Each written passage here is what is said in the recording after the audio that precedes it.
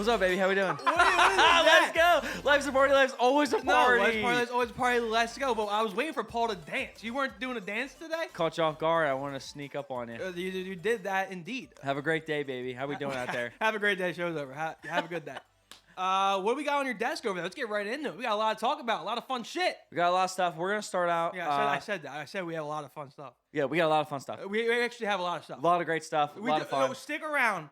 A lot of good great stuff. So that's what we got. What do you got? First thing we're gonna do, we're doing a taste test here on the show. Haven't done one on the show in a long time because we're branching out. We're making its own segment over on YouTube.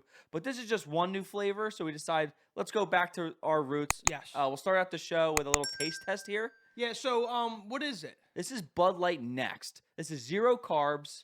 I think this is Paul trying to send me a message. Honestly, Are you trying to send me a message that I should probably drink some lower calorie drinks? I mean, He knows my favorite beer is Bud Light, so he has true. the audacity to bring Bud Light 0 calories. I think. I mean, you probably saw. You're like, you know what? Ryan needs that right now in his life. I think I saw this Super Bowl commercial. It was a Super Bowl commercial, and I think I even saw it before that. And I think the packaging is just super cool. It's different. Thanks. Wait, I thought we said that we didn't see a Bud Light Super Bowl commercial. I think this is what it was. Maybe not like a traditional Bud Light dilly type of commercial. Right. But this, it's pretty cool. 0 carbs. So obviously, all the guys. That's why people have been drinking seltzers. Why they're so big. Because I think our generation is kind of we're more concerned about our appearance, but we love to drink. That's the thing. We still love to drink. And the seltzers with the low calories, and then now beer. Bud Light's trying to get in that game. So Paul is the packaging police. That's true. Wee packaging police. That's what Paul is. I pay attention to the marketing. That's what I do. And I will say, I really do love the packaging. I like the colors. Bud Light does have a good color. This is like almost like a dimmer, lighter blue. I like it. What I was gonna say is, I think this might be the first alcoholic beer. Well, there's O'Doul's out there. There is O'Doul's. So this is the first alcoholic beer that is in a skinny can. I don't know what others. I didn't even realize that. Do you think they're playing it as if it's like 0 calories, seltzer, just skinny? Yes. We'll make a skinny can. So I saw, I think, who was it? I think Budweiser is also doing like skinny cans. I don't know if it's a skinny can, but I know they're doing like a 0 calorie thing as well. So maybe we'll do that. Oh yeah, next. Bud Light does have 0. I don't think they're skinny cans. I think this is the first skinny actual beer that has a skinny can. I like the skinny cans. Except for they don't really work. Like we have Scuba, shout out. What's the discount code? 10% Scuba beer or whatever. 10% off Scuba beer. We love using the product. Yeah, but they don't. I don't think they don't fit on the skinny cans. That's the problem. They don't. Maybe they have a skinny can product. I don't know. I have to maybe check it out. 10% off. Use our code. Life's a party. So maybe this might be my new wave. So here we go. Bud Light Next, 0 calories. Bud Light Next. I said that was this Echo Man over here today. It's just what I do. You know what I'm saying? We got to repeat. Oh. First thoughts automatically. I like it. What's the percent on this? 4% alcohol. 4% I think alcohol. regular Bud Lights are 5. 4% alcohol, 80 calories. Bud Light Next. Let's just First thing, I don't hate it. I don't hate it. I think I actually rather enjoy it. Do you want to open that Bud Light and compare? Okay, well, I'm just going to get hammered today. Let's just drink. All right, here we go. Slurp. Yeah, this just tastes so much lighter. Like, this tastes heavy. Hence the next level 0 calorie Bud Light. I really love it. This might be my new weight. But here's my thing. Like, if I were to drink this at a party, I feel like I'd get a lot of shit. Like, oh, are you trying to lose weight, Ryan? Why are you drinking a skinny Bud Light? What is that? Like, I get a lot of shit out if I was drinking this. I feel like it will become more commonplace, though, as more of the beers do that. So you think it'll be more socially acceptable to have low-calorie beers? Just like seltzers were, right? I feel like seltzers, a lot of people weren't drinking them. But it kind of came up as like so many people started drinking them. They were so good. Obviously, people were caring about the calories and the weight and feeling bloated. That's a whole nother thing. Now, this almost tastes like there's like flavor to it. It's got a weird, like there should be like a flavor. There's something additional here. Yeah, I don't know what it is. I feel that. I don't exactly know what it is. I like it. So Bud Light Next, try it out, Maybe I'll get another. So what do we do? Must have or party foul? Must have, Paul. It's a must have for me as well. There we go. So let's get into the show. We got a lot to talk about. We've been on the influencer kind of grind recently, like talking about influencers because we are influencers. We're just trying to be content creators. No, I don't think yet. No, but I think we're content creators. I am a comedian. Paul, you keep telling yourself. You know? I am a comedian. You're not. Oh, okay. I'm just gonna flat out say it. I've had enough. Oh, thank you, that for producers. All right, so here we go. We're gonna get into influencers and how they are and how they have branched off to bring in even more revenue outside of their main content. So in previous, oh wait, go ahead, Sean. No, well, so a lot of what's happening online in the creator space is that people are getting the next level of like money making for creators is creating their own product, because a lot of times what people want what people want in products right now is knowing that is like a backing that they trust. Right. So it's like a company that's doing good for the environment, or a company that supports X, Y, and Z organization, right? Like people like consuming products and using products that they know the company is good. And then, with creators, you're breaking down that barrier even more. So if I like someone, or I watch someone online, such as our first person, we're going to talk about MrBeast, right? I really like MrBeast's content, and I trust him as a person because he's someone I really enjoy. And like video is crazy, where you really feel like a personal connection to that person. Yeah. So if he comes out with a product, one, it's not going through any third party, like it's his product. So it's not like, someone's coming to him where, Travis Scott, right? Travis Scott had cacti. Yeah, well, horrible drink. He had cacti, the drink. Horrible drink. But he also did a meal at McDonald's, right? Yeah. Where like MrBeast is making his own. In this case, we're going to talk about it. His like own meal or his own restaurant. So it's all the funds go to him, and that people can trust him because it's his product. So like you said, Travis Scott has his own McDonald's meal. I think Lil Huddy, the TikTok dude, he had his own McDonald's thing. Same thing when we talked about Charli D'Amelio and her coffee with Dunkin', They're right? partnerships. They're partnerships. These are their own businesses, and I think creators branch off and do this kind of thing because it almost brings in a steady stream of income. Oh, 100%. It's safe. It's way safer if you can make your own business and do your own. Like MrBeast has the Beast Burgers, and we're gonna get into all that he does outside of content creator, but it's a safe revenue stream, so that if your content isn't always going to last forever, therefore you always have this to fall back on. Well, you realize like how large of an audience you have, right? So for MrBeast, I think the number worldwide, a worldwide audience. It's up to 90 million subscribers for his main channel. Have you ever talked about the plaque thing that he's done with? No. All right, well, tell him that. All right, so I mean, I guess YouTube throwing you the oop here. Yeah, so that's why I'm good. Getting good assists. MrBeast is really cool with a lot of things, but one thing that he's really starting to do is that he has his main channel, which is MrBeast, which has about, I think, 90 million subscribers over on YouTube. A little more than us. Yeah, a little more. A little bit. For sure. Well, if you subscribe, maybe we'll get there. And then he also has a bunch of other channels. Like he has Beast Reacts, where him and his buddy Chris are reacting to viral clips on the internet. Then he has MrBeast Gaming, and he has MrBeast Shorts, and he has all these different channels. Now, what his next thing that he's been working on is he's taking all his videos and he's dubbing them in different languages. Crazy, bizarre. Which allows him and his content to be worldwide, because the style of content, and like he's really perfected his video style. Yes. That it's, great for retention. People want to watch it and they're shareable. Like it's good content. But the thing is, he realized where he wasn't reaching his full potential because of the language barrier.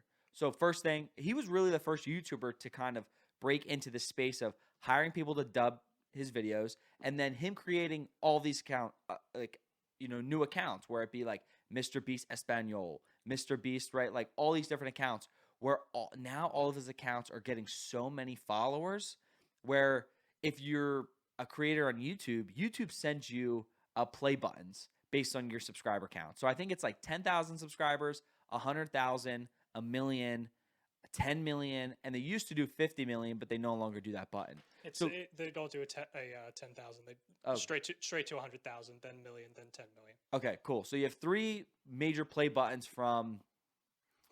Thank you for that. From YouTube. Fact checker here. That's what we want a producer for. There we go. Well, he yells at me when I ask for a fact check.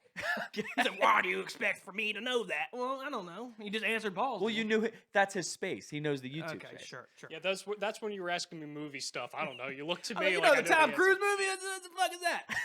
He was like, "Why would you ask me?" Okay, go ahead, Paul. Sorry. So you have your play buttons. Well, what's crazy is MrBeast, you go down a hallway in his studio now, his warehouse, and it's just YouTube play buttons everywhere, like down the walls, like crazy. And then he actually just took a photo recently with all his buddies, his main posse.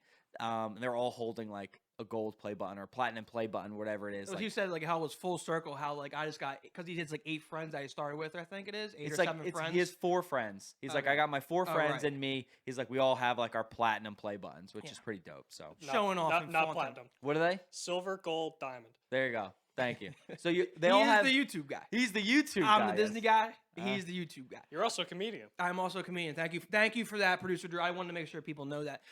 Before we get into the MrBeast products, and we have a bunch to talk about, but do you think MrBeast did this because of Money Heist and Parasite and the type of success they've had in the United States? Where he was like, you know what? People are watching these dubbed shows and they're going viral, breaking Netflix records, even Squid Game. I don't know if people watch Squid Game in dubbed, but do you think he saw that and was like, you know what? If I get my YouTube videos out there and I dub them, I can have even more major success. I think I don't know the timeline on when he did it. It probably was somewhere in, in the thought process where, those things are pop culture events and they're probably like, pushing these new ideas on him. But it to me, it feels very organic in the next step of his reign, right? Like you just keep going up where you realize it's like, how much further can I go? And you realize where there was, especially India, like YouTube in India is so large. That's it. And it's like you're missing this huge audience that loves the platform and loves that style of content just from a language barrier. And he's like, that's not that hard. Well, like, we'll get a language person. We'll learn Indian. Okay, sure, whatever you want. Is that a language?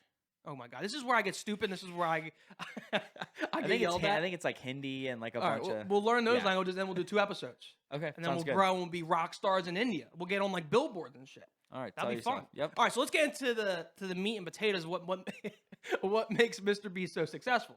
And the 2 hot topics that he's had so far that came out was the MrBeast Bar that Paul loves. Have you tried it out yet? I haven't tried the MrBeast Bar yet. It's his new product. It's a chocolate candy bar. Yeah, so he has launched Feastables, so I guess that's like the brand, right? Yeah, Feastables I think is like the actual So bars. it's a gluten-free chocolate bar. It comes in 3 flavors: original chocolate, almond chocolate, and Quino crunch chocolate. And the cool thing about what MrBeast and the dynamic and the angle he wants to take on this chocolate bar is not only does he want to have a good product, but he kind of is already thinking ahead of the marketing scheme. He wants to make this chocolate bar not just a simple chocolate bar like a Hershey bar. He wants to bring a whole aesthetic and whole scheme or experience with that bar. And I know you talked to me prior to the show. I don't think we ever talked about it on the show, so you could tell him now. But he sent like treasure chests to influencers when he launched his chocolate bar. Is that what it was? Yeah. So MrBeast with this bar, I mean, he's done a few promotions where one time he did like, you can win a Lamborghini. And it was like you enter whatever to win the Lamborghini. It's like a $10 entry, and they'll either $10 Lamborghini. I need to fucking sign up for that. You either get like a toy Lamborghini or you might win the big Lamborghini. But it was like a $10 thing. I think it was like for a donation. It was pretty cool. And this is with this chocolate bar, and it was more of an experience, really taking a trick out of like Willy Wonka's playbook. Yes, where you not real fictional character, not a true story, but. Should be. Now it is. Now it is. With MrBeast, where he's selling this chocolate bar, and then he was, allowing you to win a golden ticket. And it was his golden ticket, just like Willy Wonka, where it was like to come to the factory. MrBeast was, if you won this golden ticket by buying the chocolate bar, he would invite you and fly you down to his studio where he would allow you to compete for a chocolate factory. Has that happened yet? Do you know? Have they gotten the golden tickets? I mean, he definitely. That's so smart of MrBeast because he has this contest, right, that he steals from Willy Wonka. Let's be real, stole it. Okay. From Mr. Willy Wonka himself. Yes. But then, not only is he creating that contest, it's not like you just don't get a golden ticket and win. You get a golden ticket.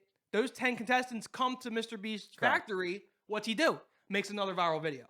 So it's all chain of thoughts, and it's all pre-planned on how he's going to make more viral videos based off this one large scheme. I think which is why he's the best. And a lot of his like we're going to talk about another product like Beast Burger.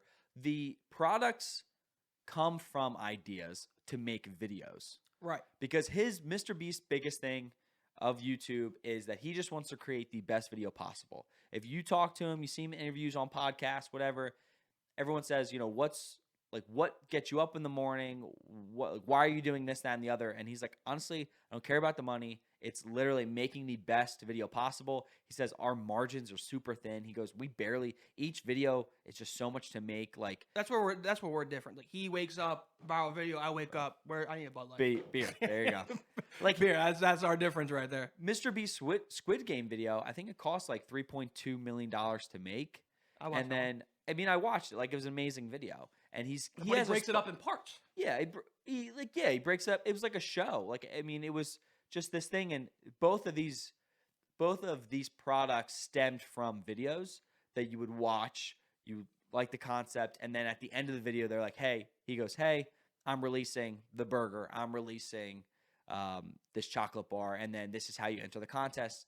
He's just very strategic in his marketing and how he releases his product. All right, so let's get into the MrBeast Burger. There we go. So it launched in. Wait. So you asked me about. Oh yeah. Oh, the treasure thing. Yes. Let's talk about. So you asked this. So this is the genius in marketing as well, right? So the creative aspect. What MrBeast did was, instead of, what's crazy is too, like, you might pay people to market your product, right? Like, hey, can you post this on your Instagram story? Hey, can you make a TikTok about this, right? Or he doesn't do that. He doesn't need to do that.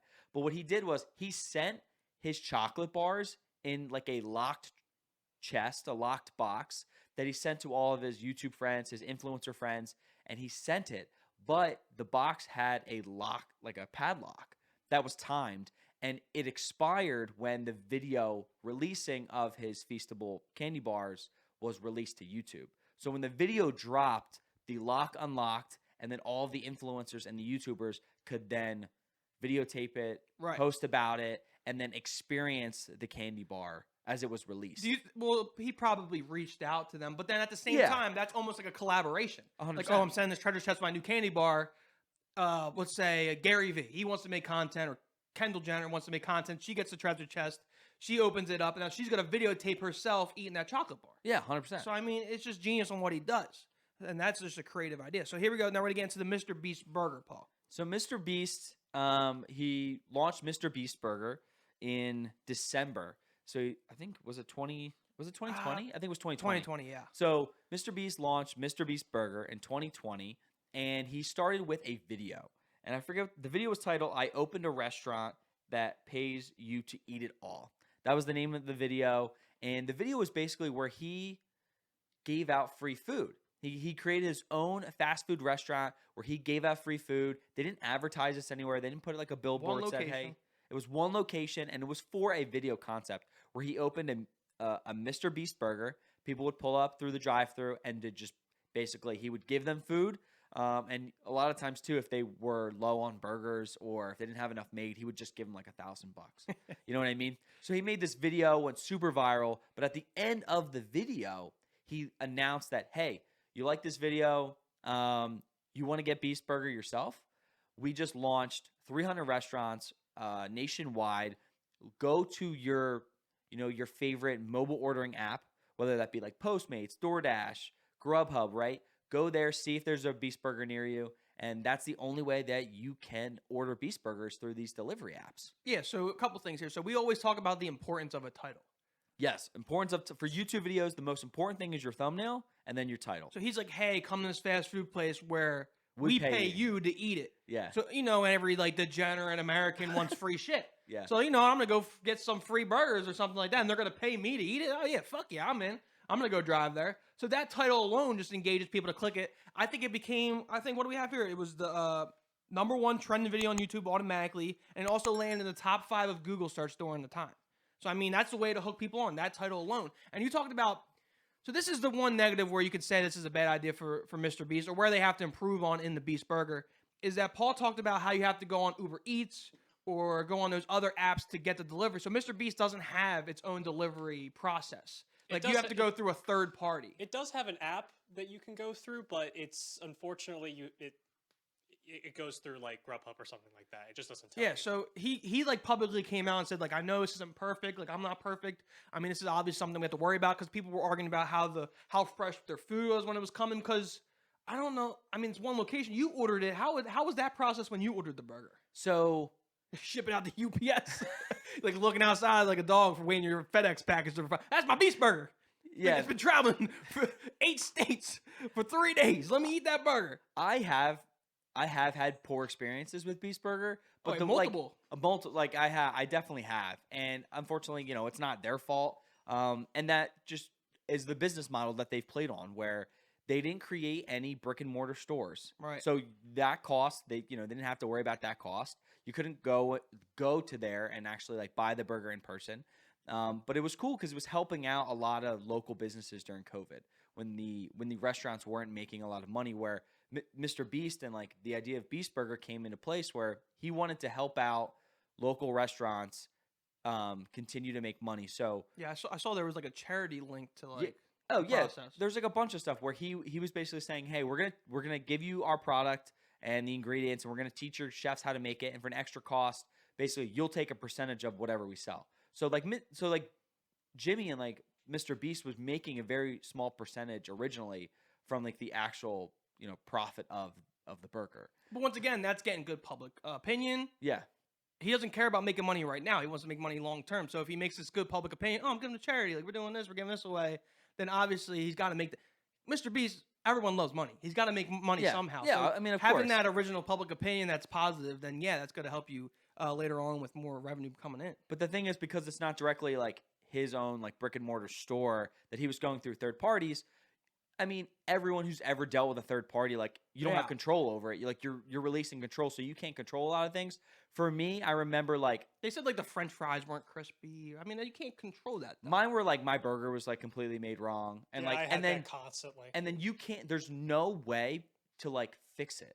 Right, And- you can't bring because you're a big guy about like, oh, Paul goes to McDonald's, Like, I they fucked need up it. his order. He hits the gas, slams the brake. He's running back in. Yo, you fucked up my order. Let's fix this. Well, then if you're paying for a product, right, and like you're paying for this food, you might as well, right? But I don't think, unfortunately, like I don't think this is just a Mr. Beast Burger. Like this is a delivery service issue where you could. so you're saying not just his No, company, I mean it's this a happens. universal issue. If you order, dude, you can order anywhere. You can order from Grubhub, Postmates, like any of those, from like Chili's, Fridays, like big name companies, right? Yeah, but they have those restaurants. Mr. Beast does. This is their only source of delivery. But I'm saying, Like, they don't have their own properties. but I'm saying even like Fridays, right? You could order from a Fridays on Grubhub, and then 45 minutes later, get your food can be completely wrong. Then like you can try to call up Fridays, like they're gonna tell you to go through Grubhub again. Like there is a policy where they'll try to refund you, but then you just wasted 45 minutes and like your food's cold, like you can't eat it anymore. And then what do? You have to then they're just like, okay, I'll refund you, but then you have Your to wait. burger will come in five more days. Yeah, like it takes a whole nother. It's a Please whole go to nother UPS, process. get a package slip, and send your burger back, and we'll ship. How fast does the burger get there? It's just a normal Grubhub? Like maybe like an hour. Really? For me, it was like 30 minutes to 45 minutes. Okay. And they come from, Wherever you don't know that you do don't not know where it came from. it's not publicly released. No, Well, I had one. When, you can look it up usually. I was going to go there with one of my friends, and we actually looked it up, and it's like, oh, it's near this Best Buy outlet. And I'm like, we went there, and I was like, where the fuck is it? Maybe they're But putting we didn't fake realize location. It's they're not a there. store. No, Yeah, it's it's not not an there. actual But it store. came up on Google Maps. Well, if everyone knew where the store was, they'd bombard it. Absolutely. Probably, yeah. So one thing I will say about Mr. Beast and Beast Burger is that they don't have to spend any money on marketing, right? No. So I kind of correlate this with we talk about Dave Portnoy on the show a lot. He has a sportsbook, Barstool Sportsbook, and the problem with sportsbook is that they spend a lot of time on advertising. So DraftKings, FanDuel, two of the bigger books in the industry, they spend so much money looking for creators, and they'll look for Jamie Foxx's MGM. Yeah. So hey, Jamie Foxx, we have to pay Jamie Foxx to be in a commercial. So much money of advertising. Or you look at DraftKings, you go to an NFL game and they're broadcasting DraftKings all over. Now this is where Barstool has an advantage because they already have that. They have that built into their system already. They're partnered with Penn National Gaming, and Dave is the content. And he's already part of the sportsbook, so they don't have to burn revenue on advertising and getting content creators because they have Big Cat and they have Dave Portnoy and they have all these other creators. That's their job already, so they don't have to spend money on advertising. So they'll eventually make up that curve. Same thing with Mr. Beast and even I mean, we're gonna get to Mark Wahlberg and Do Perfect and stuff like that, but they're their own advertisers. They are their own creators. They don't have to go out and chip out more money to bring people on to advertise their products. Or they're the draw, right? It's like It's such an advantage in the business world. 100% because you're not paying that person, but it's also more of a genuine connection, as I was Right. talking about, and that's why the difference. Where a lot of people were saying why Instagram, like why it took it takes a lot to grow on Instagram, and if you're an actual Instagram model or whatever, where when people were growing on TikTok, video was a lot more personal. Like you actually you're watching videos like constantly. For TikTok? Yeah, well, just in general, like if I'm watching it, like if I'm following people on TikTok, because it's a video, I Yeah. feel as though like I know them, right? Like you're in their world, you get to see their Instead life. of someone blogging. Other than like pictures, like I see somebody on the beach or whatever, like I don't get to know that person, right? And that's why it was harder, I think, to grow as an Instagram, celebrity or influencer than like a TikTok person. But at the same time, you should value TikTok more. And then YouTube is even the next step where, because it's long form video, where you're actually like really in that person's life and you actually really care about that person. That's funny you brought that up, because I was literally thinking the other day how like Instagram models, I mean, there are still Instagram models, but you even think before that to like, I don't know, like not Victoria's Secret model or something along those lines, like a Vogue model. Those are almost TikTokers now, right? So it's almost like Josh Richards. He's a good looking kid. Or Yeah, same idea. So he's a model, but he's Yeah. a model on TikTok. Correct. So the TikTokers are becoming famous because they're good looking kids on this platform. So it's almost throwing away the model Agencies. model agency. So the model agency is TikTok. I was thinking about that the other day. It's their own. I mean, that's Like what Charlie D'Amelio, Addison Rae is basically a modern day Kim Kardashian. Yeah. Through TikTok. She's just not going through anyone originally, and then now she's getting partnerships and deals and No stuff. sex tape yet, No, no. as far as I'm aware. Well, that's what Kim Kardashian got famous on the sex tape. Oh, okay. I was like, where are you Don't act going? like you've never seen that video. I was like, where are you Why is going Paul with pretending this? like he did? No, you're just talking. I'm like, let's get So off this. stick Let's around. If you're become a Patreon member, Paul's going to tell his story about his first reaction to Kim Kardashian's sex tape. We're going to have that over on Patreon. No, we're you not. can pay. No, because I said this, Paul. You need move. more. I know what you said. Paul but it's needs not more gonna Patreon happen. content, because I got the stories on there that There's people have to pay great. for. We have more Patreon content coming. Don't Is worry that something about you it. would want to do? Talk about your first experience watching her sex We'll tape? just continue with the show. You know? Is it too late to mention that this is a kid's show? This is a kid's show. That's why Patreon is not a kid's show. That's the adult show. Moving on, something another celebrity that does Sex tapes.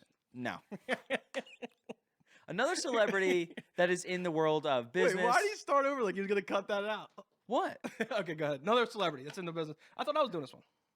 Whatever you want. All right, Yeah, Mark go ahead. Wahlberg, Wahlburgers. So how Wahlburgers came about? Paul likes. Have you watched the Wahlburgers show? I have not. No. I think I've only seen clips. I think my mom really likes it. So how the Wahlburgers started. So Donnie Wahlberg created the most famous boy band in the world, New Kids on the Block. Obviously, his younger brother, Mark Wahlberg, who we all know is a famous actor, of course.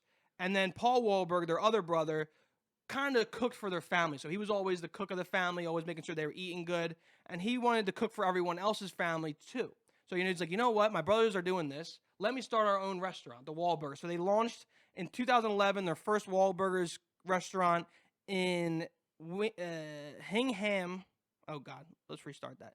They launched in Hingham, Massachusetts. And then they had the TV show in 2014. That was on A&E. So that's kind of like where the idea came from. It's like, oh, shit, my brothers are really successful.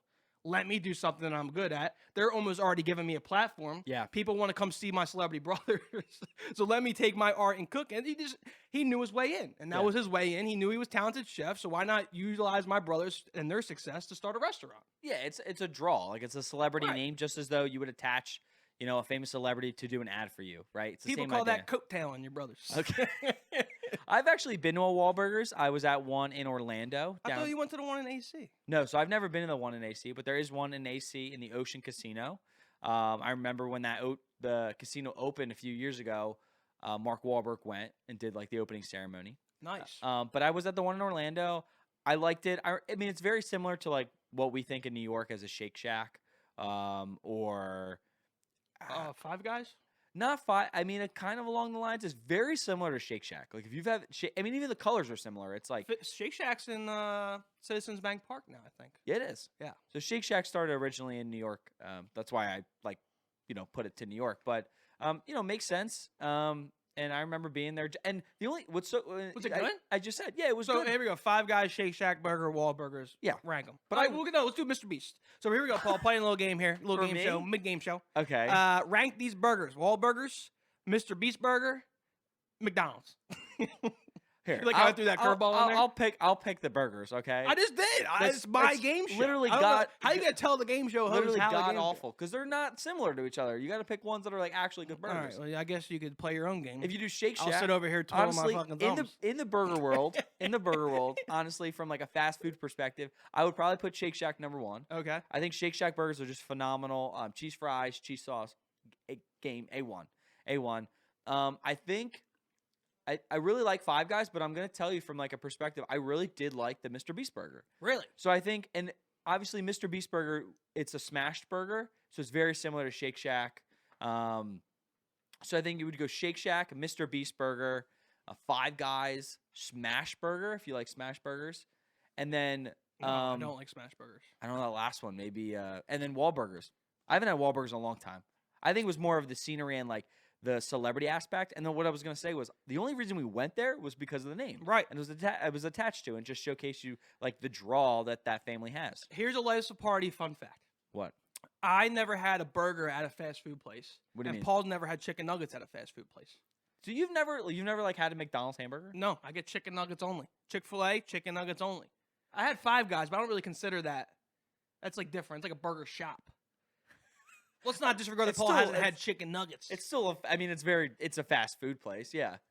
All right. Well, regardless, that's the Wahlburgers. I do want to see Mark Wahlberg's new movie. You guys, we have a new member on the team. We do. Melanie. You and Melanie, shout out. Here we go. She's in the audience. She is. Melanie and you were talking about Mark Wahlberg's new movie with Tom Holland. I haven't seen it yet. My girlfriend's like, yo, we got to go. So I think I'll be seeing that soon. I'll be going for the popcorn. Yeah. But I'll get the movie as well. I don't really see Mark Wahlberg as like an action star. Transformers.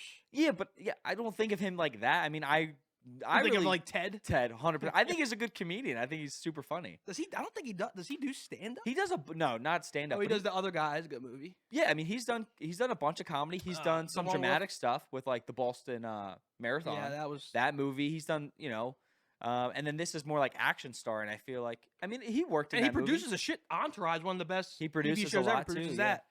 Yeah, he's talented. He's always busy. He's like Kevin Hart. He's always up to something. So you wanted to talk about Mark Wahlberg's schedule? I was okay. I was good. Just talk real quick. All right, so yeah, this is almost resurfacing because I was talking to Paul before the show. This I think came out in 2018, but it's resurfacing because what these actors do, they go on like a media tour for their new movie, and he's coming out with he came out with that new movie with Tom Holland. So this resurfaced in the media. So it's his daily schedule. I haven't looked at it yet. So apparently he gets up at 2:30 a.m. to wake up. You know, the normal guy just wakes So up. when Paul goes to bed. Yeah, right. Good morning, Mark Wahlberg. Then at 2:45 prayer time. You know, you praise God. You know, that's what you do in the morning. Then you get 3:15 a.m. breakfast. That's usually when I'm eating my raviolis late night snack. Yeah, you're coming in. He's I'm waking coming up. in hammered at 3:15. Mark Wahlberg's already at breakfast. And then he does a workout at 3:40 to 5:15 a.m. Very long workout. That's a little lengthy workout right there. Then has a post-workout meal. He showers, and then at 7:30 a.m. he plays golf. And what I found out, what was very interesting, is that he plays sprint golf. Yeah. I don't know if he has a golf course on his. I imagine that his backyard's a golf course. I don't know how that It's got to works. be at least close. If you play golf every day, you got to be walking distance. But what I heard is that Mark Wahlberg plays sprint golf. So what he does is he hits the ball, sprints to where he hit it, and then he hits it again. So I don't know. I've never tried that, nor am I going to try that. But maybe if I keep drinking these Bud Light next, There you go. maybe I'll try sprint golf. But Yeah, I don't yeah. even think that's something I would like. Sprint golf. It adds a whole new element to golf where you think it's hard to hit a golf club. Imagine just running, being out of breath, stopping, trying to catch your breath, and then actually hit a good swing. But if Yeah. he was doing it every day, he probably got pretty damn good at Yeah, it. every day. So then he's got his meeting. It works at 2. Pick up the kids at 3, and then he's going to bed at 7:30. So I always He's gotta thought, be up at fucking 2:30. well, that's what's crazy. And people always talk about it where, everyone's so proud to be like, oh, I'm in the gym at 4:30. All right. Like I woke up Right. at 4:30. It's like, I'm in the gym by 5 o'clock or 5:30 in the morning. Like you got to do more with your day. But at the end of the day, man, you're going to bed at 10 o'clock, right? Or like Right. 8 o'clock. I'm going to bed at 2 a.m. And I'm telling you, my work hours of like, I go to work, 8:30 to 4:30, 8:30 to 5 or whatever you do, right? And then I'm like grinding with other stuff from like 8 p.m. to 2 o'clock in the morning. Like that's my grind time. Yeah. Where just because you do it in the morning, That's like that bullshit social norm where it's like if you don't get up early, you're not accomplishing something. I'm arguably accomplishing more at 11 p.m. at night than you are at 7:30 in the morning. 100%. I saw something that was funny that I told my girlfriend because she's a morning person and I'm a night person. It was like there's two types of people. There's people that says, "Oh my God, it's already 10 p.m. tonight," and then the other person, as in me, will be like, "Man, it's only 10 p.m. Like there's so Yeah. much more shit we could do tonight." Yeah. But then there's the two different spectrums. Like she's like, "Oh shit, it's 10 p.m. We gotta go to bed soon." I'm thinking, no, 10 p.m. We got ready a to whole roll, night man. ahead of us. Yeah, So 100%. there's two different types of people. I know I saw a Gary Vee video today where it's like the social stigma of breakfast and how it's important, but in reality it was just a propaganda It was just marketing. It was for cereal brands. It was cereal. It was farms trying to sell eggs and bacon. Like the idea of putting bacon with your breakfast was the meat industry. They were like, we have to figure out something where we could sell people meat in the morning, and that's the only thing it was, like sausage and bacon, and you're not really supposed to have that in the morning. I know. I look at the cereal I have. It's like Captain Crunch, Lucky Charm. I'm eating marshmallows in a bowl. I'm eating Reese Puffs. 7:30 in the morning before I'm going to school. This right? isn't smart. You don't think of these things like bacon, just like you said. I think we talked about it on the previous show. All right, but let's get into the last group that has been a YouTube sensation. Some people be like 1A, 1B. It's MrBeast, and then who, Paul? Your boys. Yeah, my group, one of my favorite YouTube groups. This is Dude Perfect. So Dude Perfect, they started. They've been on YouTube for a long time now, probably like 7 or 8 years. The group is 5 dudes from Texas, and they're based out of Dallas, Fort Worth area, I believe. And they all went to Texas A&M. Yeah, they were all college buddies. They all kind of met in a weird way. Some of them were roommates. One was like I think it was Garrett. Garrett was like a close friend that the 2 guys needed an extra roommate, and then they were like, "Hey, man," we just reached out to Garrett, and then it became like a very close knit group. And the way Dude Perfect started, if you don't know their backstory at all, they started from one YouTube video where they did trick shots in their backyard. Yeah, I watched it last night. It's just crazy to look at growth. Yes. And we look at our first episode and their first. It's just hilarious. The one guy, Tyler's in a boot in it. Have you watched it recently? Not recently, but I know the video. And very all well. it is just they're in the backyard with a shitty camera. I mean, they're probably using one of those flip cameras. They don't have great transitions. Their text on the video very original, like some shit that I would edit. Yeah. But it's just trick shots, and it's just a collage of different trick shots. And now they go from that trick shot just using a ball and a net. That's it. Now they're doing shots off of battleships. Yeah, they're doing. It's insane the glow up of what happened. What they have come from is really insane. And even that first video, they talked about buying that basketball hoop. Because that first video was really them in their backyard with a basketball and a hoop that they would kind of throw off the roof, do some crazy bounces. They put it in the truck and drive the truck by. Yeah, and they would do shoot some it. crazy stuff, and they talked about buying that hoop when it was like $80 or like $100, and they were like, "Yo, we didn't want to buy that $100. Like that was a lot to us, right? Like we were like, oh, are we really going to spend $100 to make some stupid YouTube video that no one's going to see?" And that was 10 years ago. YouTube was a very different landscape. But you could see that the creative element is there. Like, yes. just people just have that it factor. Like, yes, this quality of the video sucks, and yes, maybe the transitions suck, and yes, maybe the content, the wording or the text is not like pleasing. But they still have that creative aspect. I know they close the video with the Tyler just rolling the ball into the net, and the video ends. But it's like a creative way to end the video for someone who's making their first YouTube video. So you knew that they were always going to be successful in a way. Yeah, they just needed the resources. Their video, the way Dude Perfect's YouTube videos work is that they're very, like, they give you a lot. They hit like a lot of dopamine. Like, it's a lot of dopamine where it's just so satisfying that their videos are just ridiculously satisfying, and they're really rewatchable. I mean, you can go back and say, hey, like no matter how bad that video kind of is, you could still really enjoy it, right? Yeah. And it's satisfying. It's fun to watch. They're entertaining. And their 10-year, almost 10-year journey, every video in there, there's some bad stinkers. Like, no, you're not going to be perfect every time. But like, Dude Perfect is. Dude Perfect is. Dude Perfect is always going to be perfect. But you always come up to me and they go, like, they almost have created this formula on how to gain your attention with the first 15 seconds of a video. They're very big on, YouTube in general to grow and to actually watch. Right? It's important for retention and like you as a user, people who the creators want to keep you on the video as long as possible. But what's really important is you have to really hook someone, just like you learned in grade school, right? Like when you write a paper, that first paragraph, that's your hook. Like, what's your opening statement? Or a good pickup line to get the girl. 100%, right? You gotta start. I'm just laughing about how we did an episode about pickup lines. Like it was one of our. You gotta start out hot, and every Dude Perfect YouTube video, that first 30 seconds is like insane, like hits of dopamine where everything you're just getting hit like trick shot, and everything's so satisfying. And then after that 30 seconds, they might slow the video down, they change the pace a little bit, but at that point you're already hooked. And it's just really cool to see them grow. And if you're talking about, what is the next step for a creator where you have MrBeast doing like products with Beast Burger and his chocolate bar and that kind of stuff, it's like for them, just like other creators such as Charlie D'Amelio, right? It's these partnerships. And they really started with partnerships, and one of their big first partnerships was Nerf. and it really Nerf. fit in their brand because Nerf was like a very kids heavy brand. Because I was gonna ask, because I know they ended up partnering with ESPN, but I was like, that could not be their The first one. So Nerf was like one of their first big hits. I know Nerf was a big first one for them, where they realized. I watched their documentary. It's a really cool They have a documentary. documentary? Yeah, What's it on called? On what? I'm it's about to on their watch it. YouTube channel. Oh. I Duh. think it's called Backstage Pass, and it shows like their whole journey, maybe an hour and a half, and it's a really cool story. I'm gonna watch that actually. And it was Nerf because what's been successful for them is they're very family friendly. Yeah. And Well, that's what we always talk about because we always talk about how like we're not, even We're though we not do family say it's a friendly. kids show. We're I mean, not. we're cursing. I mean, Paul's cheers, baby. just talking about a sex tape. I mean, this isn't a this isn't a friendly, family friendly show. But they are. Dude Perfect is family. Dude Perfect is family friendly. Yes. Yes, they are family friendly. We got there. It's But not what- how you start, it's how you But what's finish. cool, so instead of a product, right? This is kind of where we were getting to this segment. Was something different that they've done as creators, where I really haven't seen any other creator do this yet, and specific to them is they started to go on tour. I think this year, upcoming years, they're going to be their third year on tour. So, and what's So crazy what is is that like for them?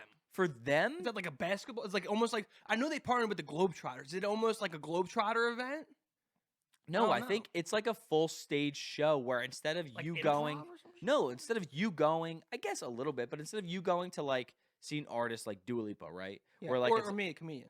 yes, right, Right. Perfect whatever, example. yeah, in 10 years when you're actually a comedian, to seeing that person 10 live years. in an arena, right? They have a huge stage, and I think they do a lot of bits, right? I think they do some live trick shots. I think they take some segments from their other popular segments that they do, which is Overtime. It's like a show they do.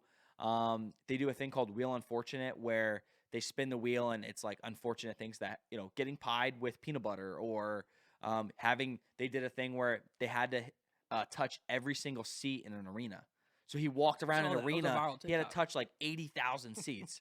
So stuff like that. And they created this brand and this type of entertainment where they realized they could kind of change some stuff around and bring it and make it a live event and like pay to go see. And that's a really personal connection, right? With your followers, where most of the time when you're a creator, everything is, you know, behind a screen. And I feel like that's almost way better for them as well because me, myself included, I'll watch one of their videos and be like, oh, this is Photoshop. Like, that's edited. It's fake, right? That's Yeah. not a real shot. Like, he can't do that. But then if you go see him live, it's like, oh, shit, these guys actually, I mean, obviously they're going to miss. I mean, Yeah, sometimes. even though they are Dude, perfect. they do miss a couple shots. So, but I bet seeing them live, be like, oh, shit, these guys are actually legit and they've been doing this for a while. I could definitely see that's enticing. I think they've been touring for a while, I think. Well, what I was saying is they're going on their third year doing tours.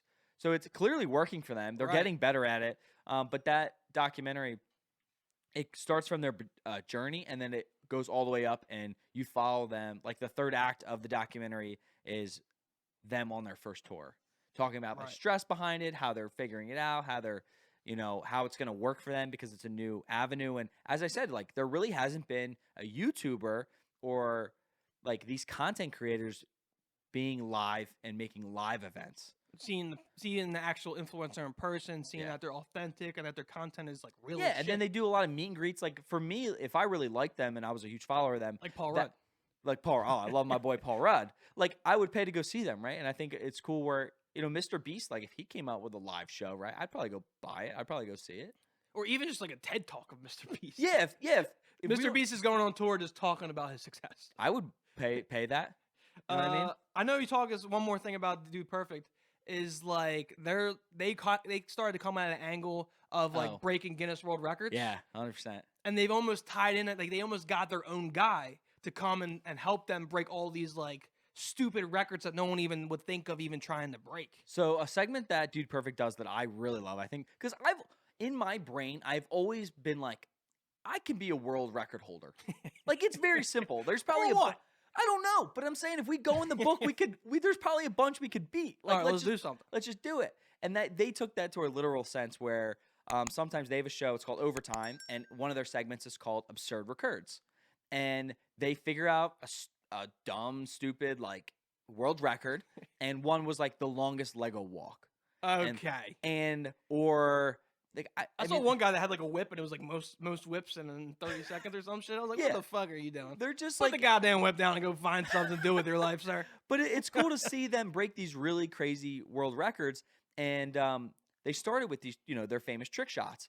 And that's how they wanted to start breaking world records, like basketball trick shots, or like longest blindfolded hook shot, or longest blindfolded bounced shot. Yeah, Or, so the team set the record for the longest basketball shot in 2009 by netting from the third deck of Kyle Fieldhouse, which is the football field at Texas A&M. They shot it off. That's a world record.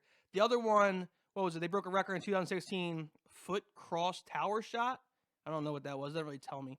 And then they also have a ping pong trick shot. I don't know what. well, they have so many videos. I know, but, it's but I'm crazy. saying the breaking world records, they've created their own little niche there where they have their own guy. His name's Michael. And Michael comes in all the time when they wanted to break these world records. And, he's their representative from the Guinness Book of World Records. And he comes, makes sure that it's all true and that it works. And then he gives them their plaque. And it's just a super, really cool thing that they do, which is like another hit of dopamine, like watching them break a world record. Yeah. And even what's cool about those in particular, that segment, is that it feels relatable, where it's like, why can't I do that? Like, we could literally do any of the stuff that they do on that segment. Well, that's just almost saying like famous people have better resources. Yeah, I mean, When you're famous, you can get your own fucking Guinness World Record guy and be like, yo, where you want to bounce ping pong balls off your head 8 times and be the record. Like, I want to drink the most next level Bud Lights in the amount of a show. you could probably do that. Like, you could All right, probably let's go. make that a thing, right? We could look up drinking records and put it on the show. Like, why not? So, They have a but- children's book?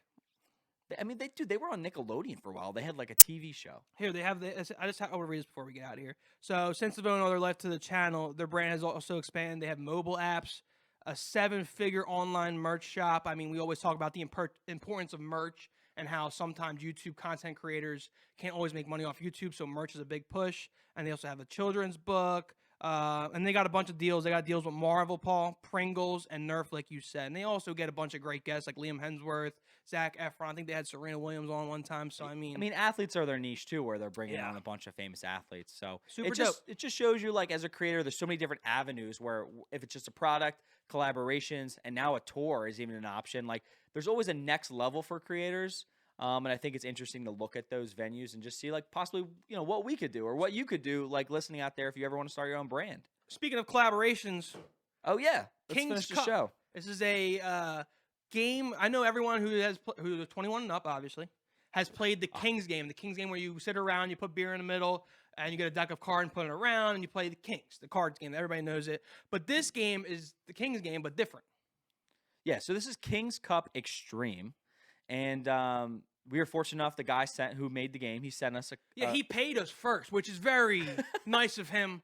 I don't know if he should trust us, but hopefully we'll give him good enough content. He paid us. No. We actually don't have to do this.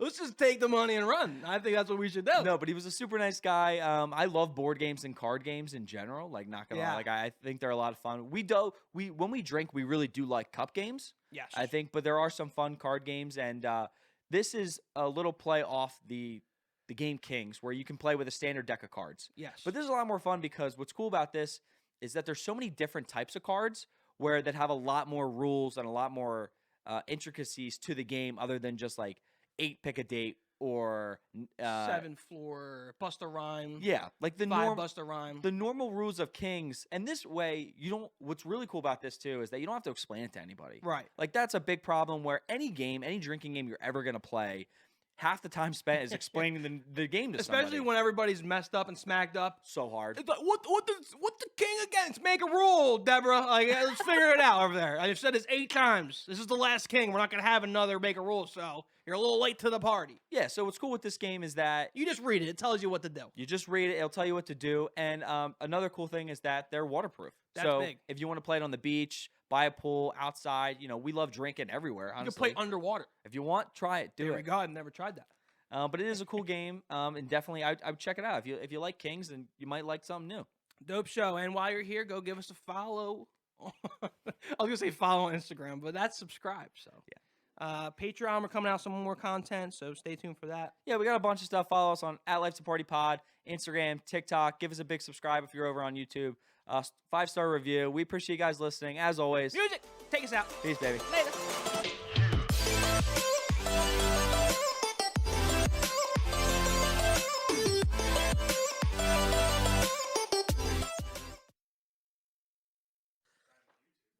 just fucking like our shit. The end. I realize